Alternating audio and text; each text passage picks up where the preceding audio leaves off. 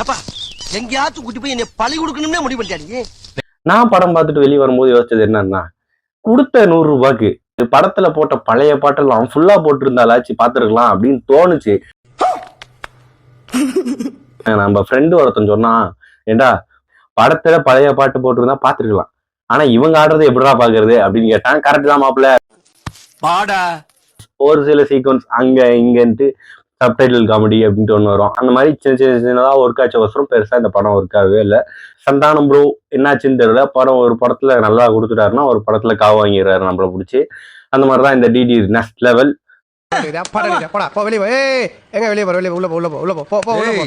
மே 16 world வைடா இந்த படம் ரிலீஸ் ஆயிருக்கு. உங்களோட விருப்பம், பார்ப்பதும் பார்க்காததும். இந்த படம் ரொம்ப போரான ரேட்டிங் இருந்ததால படம் ஒர்க் ஆகல. இதான் என்னோட ரிவ்யூ. இந்த வீடியோ பிடிச்சிருந்தா லைக் பண்ணுங்க, கமெண்ட் பண்ணுங்க, ஷேர் பண்ணி சப்ஸ்கிரைப் பண்ணுங்க. நான் உங்க மகேஷ். By by.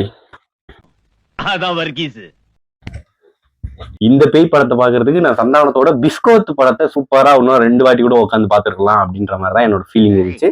ஓகே, அடிக்கடி அதான் வர்கீஸ் அதான் வர்கீஸ்ன்னு சொல்றியே, அத முதல்ல நிறுத்து. சரி அண்ணாச்சி, அண்ணாச்சிக்கு பிடிக்காத வார்த்தையை இனிமே சொல்ல மாட்டான்.